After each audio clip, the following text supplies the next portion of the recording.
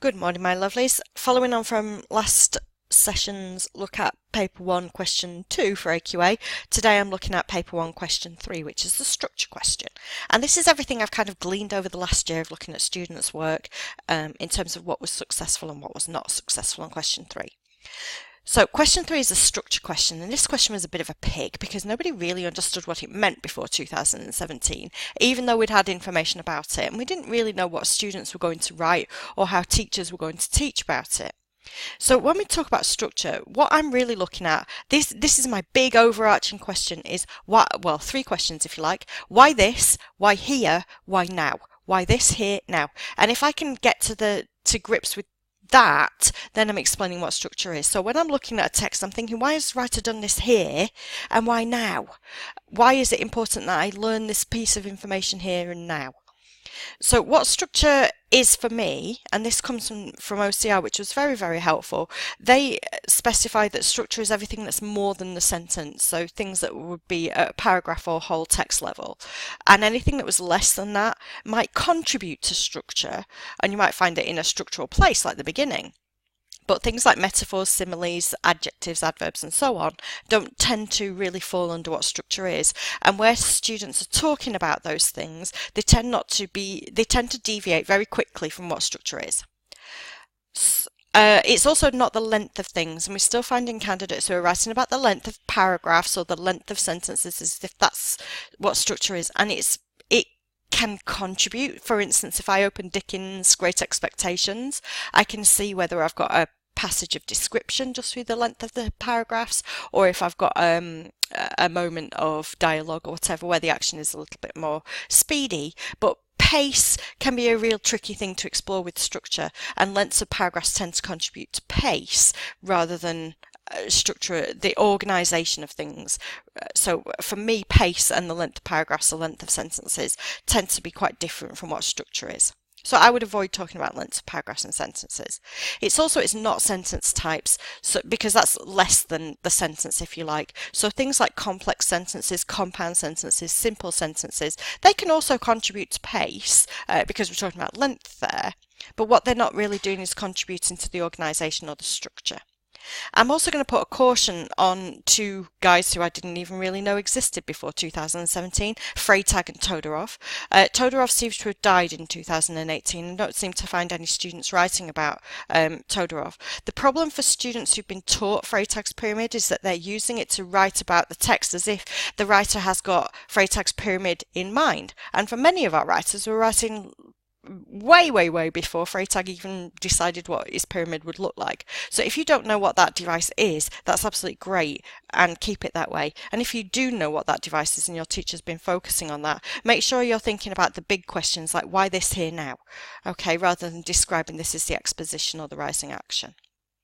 So the first thing that I would like you to look at, I'm going to give you 10 things today that you can look at rather than just tell you things not to, so that you've got some idea about what the useful things are that you could explore.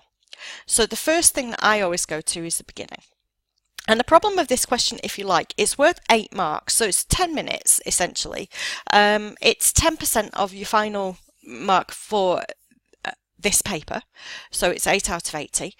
And you need to spend about 10% of the time on it, which is very, very short. And it's the hardest question in a way because you have to handle the whole text. And that can be very difficult if you've got processing problems or you have dyslexia and you're trying to manage the whole text. So anybody who has problems speed reading or finding information quickly really struggles with this question. So some of these things will help you hone in on the juicy bits, if you like, the bits where you can get a lot out of. And for me, it's always going to be the beginning. In fact, one of the bullets on this question specifies that you should look at the beginning, and it's really helpful to do so. So where on question 2 I said kind of ignore the bullet points, question 3, the bullet points are there to help you. So the beginning I've taken here is from Jamaica In, which is the sample material that was released before the exam. And most candidates have seen that, so that's why I'm using it. And you can see I've got the beginning here. I'm not going to read it to you because you know English teachers love the sound of our own voices. So what we've got here, cold grey day, late November, the weather had changed, backing wind, granite sky, mizzling rain. All of those details, they're word level details, but together when I take them collectively, what I've got there is the establishment of the mood and the setting and the atmosphere of this passage. So for me, I mean, I can pick out some of those details and think about, okay, so why these details here now? The writer obviously really wants us to know about the atmosphere of this text. I'm not going to explain what I think that is, but for me, those details are all saying that the writer's done this on purpose, this establishment of mood, and that is going to be something that's going to be important for me to talk about. So when I look at the beginning here, all of these details, the grey sky, the granite sky, the mizzling rain, the cloaked in mist, the clammy cold air, all of those details are contributing to that sense of mood. When I've looked at the beginning, I'm going to kind of scan through the text really quickly, and this is really useful for students who are a little bit slower or finding it difficult to respond to the whole text in that 10-minute time block that you've got. And what I'm looking at here is tip top, the changes in time, place, topic and person. So I've just pulled out the topic sentences, so they're like the first idea, if you like, in each paragraph. Sometimes that's buried a little bit further in and I have to go hunting for it, but generally speaking, I should be able to look at the first sentence of each paragraph and use it to decide whether that's going to be useful to look at. Now, I'm going to give you a tip that most students who get 4 out of 8 or below don't really get past the opening. So they look at in very much detail at the beginning and the second or third paragraphs, but then they haven't got the time to look at the rest of the text. So tracking through using topic sentences is really going to help me focus on what's important. So the wind came in gusts, that's just the same as the mood from before. Then we focus on one individual, the driver, and then we move on to the 4th paragraph, the wheels of the coach creaked and groaned. Okay, well that's kind of still all establishing the setting. Then we move into specific passengers, so I'm sensing a change there. We get more specific. We've got one old fellow. Then we have another paragraph about him, the paragraph about the driver. Then we have a different character, his nearest neighbour, the jovial red-faced woman. So I might want to think about, okay, well, why the introduction? Why this very slow introduction? Because then we get to the named character, Mary Yellen, and it starts the paragraph with Mary Yellen. She's the first person to have a name. So we've had the driver, the old fellow, the jovial red-faced woman, and then we get Mary Yellen. Now, when I see Mary Yellen's name, I kind of go, oh, hello, this must be important. And I must ask myself, why this here now? So why leave that to virtually the second page? So we've had, I don't know how many paragraphs, maybe 6 or 7, fairly lengthy paragraphs establishing the mood and the other characters before we get to Mary Yellen. So that to me is interesting. I'm thinking, so now how can I think about, well, why tell us Mary Yellen's name here? Why now? Why at the end of the passage rather than towards the beginning? So tracking through with topic sentences helps me actually get to the bits that's important and useful. And if I'd taken the other approach where I was writing about each paragraph in turn, I would never have got to Mary Yellen, and actually she's the most important bit and she's at the end. That leads me on to number 3, which is to look at for the turning points and the change. And actually the turning point in that paragraph, the Jamaica Inn passage, came with a Mary Yellen. So I'm looking at this here. Mary Yellen sat in the opposite corner where a trickle of rain oozed through the crack in the roof. Sometimes a cold drop of moisture fell upon her shoulder, which she brushed away with impatient fingers. So what I've got there is this focusing in on a particular character, and have to think, okay, well, why is Daphne du Maurier doing this here and why now? As I move on to number 4, after I've looked at the beginning, after I've looked at the kind of tracked through and looked for any useful turning points, then I'm looking at the ending. And the ending is really useful. Now, the ending is a construct because the ending is artificial. It's been chosen by the examiner. That's where the examiner has chosen to finish it. So it's not that the writer has chosen it to finish it there, it's the examiner has. And the chief examiner, she's finished it there for a really good reason. She thinks there's something useful in that for you to get out. So use it. Use her choice and her decision to help you. So the passage Jamaica Inn finishes with this text. She sat with her chin cupped in her hands, her eyes fixed on the windows splashed with rain and mud and rain, hoping with a sort of desperate interest that some ray of light would break the heavy blanket of sky, and but a momentary trace of that lost blue heaven had mantled Helford yesterday shine for an instant as a forerunner of fortune.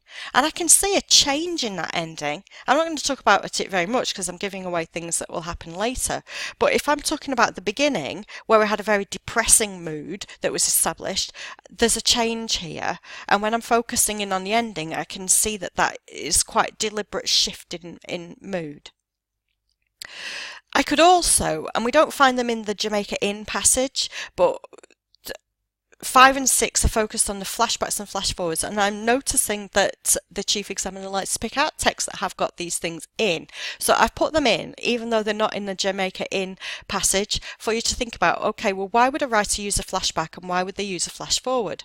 So when I'm thinking about flashbacks, those when they go into the past in order to explain a present moment or feeling, that's going to help understand why the character's feeling like that right now. So you can kind of do a bit of work and preparation by looking at where writers have used flashback and thinking about what that helps us understand.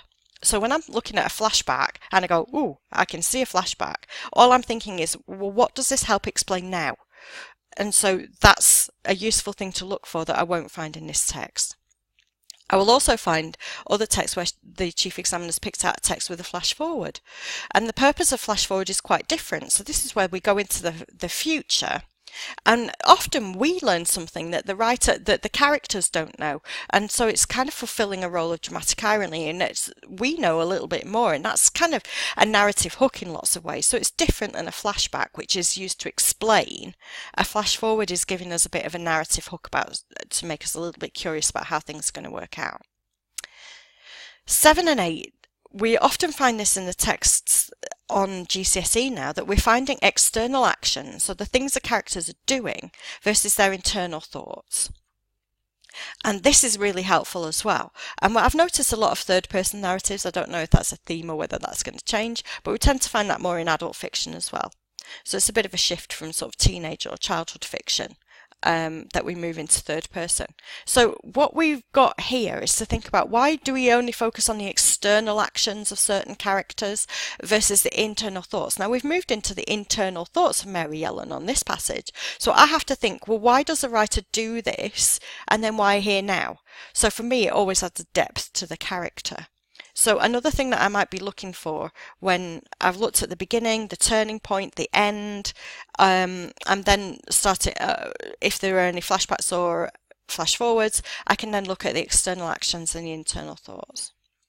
Moving on, this is a really good one, and where students have done particularly well, I'm noticing that a lot of them are commenting on the changing mood or tone or atmosphere of the passage. So for instance, in this passage we start with that driving rain and very pessimistic, very sombre, very serious atmosphere where everything seems like it's under attack. And not only that, we're in a coach, we're moving away, so we've got a sense of movement as well as that sense of very heavy, very pessimistic, very sombre weather.